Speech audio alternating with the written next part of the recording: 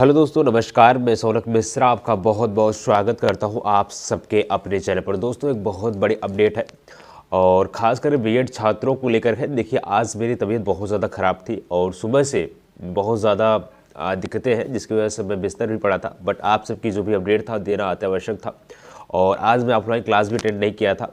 ऐसे में आप सबका बहुत ज़्यादा क्वेरीज कमेंट आ रहा था। हालांकि मैंने एक वीडियो ज़रूर प्रोवाइड किया था आप सबके लिए कि भैया आज इससे अपडेट हुआ है, लेकिन स्पष्टीकरण बहुत ज़रूरी हो जाता है कि स्पष्टीकरण कर कोर्ट में हुआ क्या, आगे क्या हो सकता है कि बीएड क्लियर कुछ चांसेस बचे हैं क्या, वास्तव में कुछ सब बीएड खत्म हो गया आज। क्यों मैं ऐसा बात कर रहा हूं? क्योंकि अभी तक क्या था कि जो बीएड के छात्र थे उनको ये पता था आप प्राथमिक एलिजिबल नहीं रहेंगे, और लेकिन जो चयनित बीएड थे उनको ये लग रहा था कहीं ना कहीं हम चयनित जो बीएड उनको सेफ बचा लिया जाएगा। जो पटना हाईकोर्ट का निर्णय वो बदल सकता है, क्योंकि पटना हाईकोर्ट ने पहले चयनित बीएड छात्रों को बाहर कर दिया है। तत्पश्चात यहाँ पे एमपी हाईकोर्ट थोड़ा डिले कर रहा था कि सुप्रीम कोर्ट का निर्णय आज, इसके पश्चात हम चीज़ों को करेंगे, ठीक है।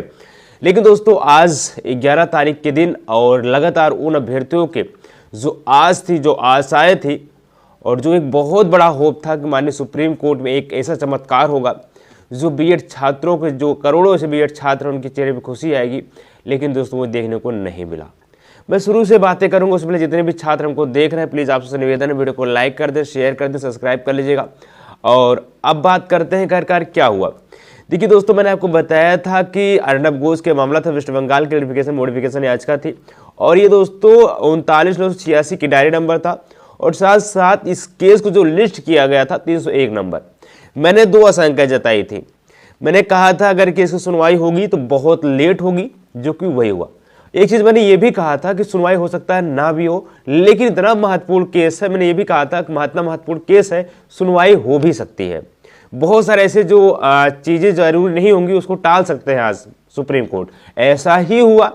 बहुत सारे ऐसे केसेस जिसको माननीय सुप्रीम कोर्ट ने नहीं सुना, उसको चीज का विदित था कि 11 अगस्त दिन एक क्लैरिफिकेशन नोटिफिकेशन याचिका लगी हुई है जो अर्नब घोष की, इसके पहले भी सुनवाई लगी हुई थी, इसको हमने टाला था, जिसको लेकर तुरंत अनिरुद्ध बोस जी बोलते हैं वो 11 अगस्त वाला जो आज केस लगा हुआ क्लैरिफिकेशन का अर्नब घोष वाला, उस केस को लाइए हम देखते हैं। बात से चाहे अनिरुद्ध बोस जी हो चाहे आप सुधांशु धौलिया जी हो, केस को सुनने के लिए तैयार हो जाते हैं और तुरंत ही जो बीएड के अधिवक्ता हैं चाहे वो डीएलएड के अधिवक्ता होते हैं, केस के लिए अपनी बातों को रखने का प्रयास करते हैं। बीएड का अधिवक्ता बोलते हैं कि सर, आपने 11 अगस्त 2023 के दिन निर्णय तो सुनाया, लेकिन आपने ये बिल्कुल भी क्लियर नहीं किया कि बीएड के जो छात्र हैं वो एलिजिबल रहेंगे 2028-2023 में जो चयनित बीएड है, क्या अदरवाइज नहीं रहेंगे। अगर हम चाहते हैं कि बीएड छात्रों को एक बार आप मौका दीजिए, क्योंकि ये चीज़ उनको विदित नहीं था कि यह माननीय सुप्रीम कोर्ट ऐसा निर्णय सुनाएगा या फिर एनसीटी गजट रद्द हो जाएगा, ठीक ना। बहुत सारे मुद्दों को लेकर यहाँ पे बीएड के अधिवक्ता ने अपने पक्ष को रखा, लेकिन तुरंत डीएलएड का अधिवक्ता बोल पाते हैं कि सर, ये सब चीज़ें अब हो चुकी हैं, क्योंकि 11 अगस्त 2023 का आपने निर्णय सुना दिया है,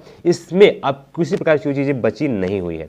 ये सब चीज़ें कहने के डीएलएड अधिवक्ता कहते हुए ही तुरंत जो आप सुधांशु धौलिया जी होते हैं, इस पर आपका बहुत ज़्यादा टेंशन होता है, बहुत ज़्यादा, क्योंकि अनिरुद्ध बोस ने भी बोला था इस केस की हम सुनवाई सुधांशु धौलिया जी के बेंच में करना चाहते हैं, जिसको लेकर के हमारे उन छात्रों को बहुत ज़्यादा होप था, हमारे उन अभ्यर्थियों को बहुत ज़्यादा होप था कि हमारे यहाँ पर बीएड छात्रों को बचा लिया जाएगा।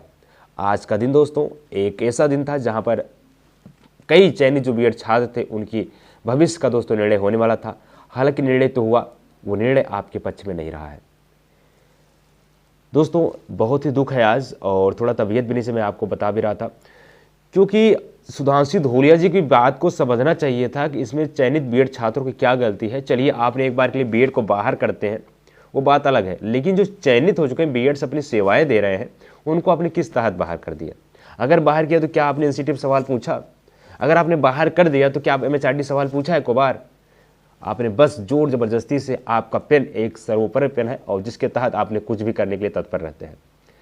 आज तुरंत ही सुधांशु धौलिया जी बोलते हैं इस केस को हम नहीं सुनेंगे, क्योंकि हमारी पहले से 5 जजों की बेंच ने इस केस की सुनवाई कर रखा है 11 अगस्त 2023 को, और इस केस को यहाँ पे पूर्णतः निरस्त कर दिया जा रहा है और 11 अगस्त 2023 जो निर्णय दिया गया था उसको मान्य किया जाएगा। अब दोस्तों, क्या यह समझा जाए कि 2018 का गजट रद्द किया गया तो क्या 2018 से बीएड के छात्रों को बाहर कर दिया गया? क्या चीजें ऐसी पॉसिबिलिटी है? दोस्तों, चीजें तो क्लियर नहीं किया गया, लेकिन जो अपडेट है कहीं ना कहीं दोस्तों बीएड छात्रों को बहुत बड़ा आघात आज लग चुका है। उनकी पेट परवार किया गया हमारे सुप्रीम कोर्ट के माध्यम से। जो चयनित बीएड थे, जो लगातार कार्य दे रहे थे, 2 रुपए कमा रहे थे, अध्यापक के पद पर कार्यरत थे, आज उनको दोस्तों बहुत बड़ा आघात लग गया है। माननीय सुप्रीम कोर्ट ने आज केस की याचिका को खारिज कर दिया है, डिसमिस कर दिया है। आज के बाद क्लियरिफिकेशन मोडिफिकेशन केस की याचिका को सुनवाई नहीं की जाएगी, ये क्लियर कर दिया है। और अब बीएड के छात्र किसी भी तरह से अभी तक कोई भी याचिका आप बची नहीं है बीएड के छात्र, अगर कोई याचिका डाली भी जाएगी तो उसको भी माननीय सुप्रीम कोर्ट खारिज कर सकता है और उसे पेनल्टी भी लगा सकता है।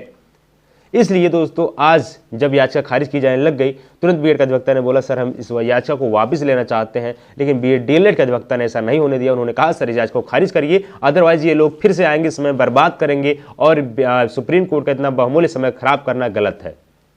इतना हितैषी डीएलएड के अधिवक्ता हुए थे सुप्रीम कोर्ट के लिए, जिसको लेकर के सुप्रीम कोर्ट ने आज केस की याचिका को बिल्कुल डिसमिस कर देता है, खारिज कर देता है। और आज के बाद बीएड के छात्रों को सुप्रीम कोर्ट में किसी प्रकार सुनवाई नहीं की जाएगी और क्या केस पूर्णतः समाप्त हो चुका है।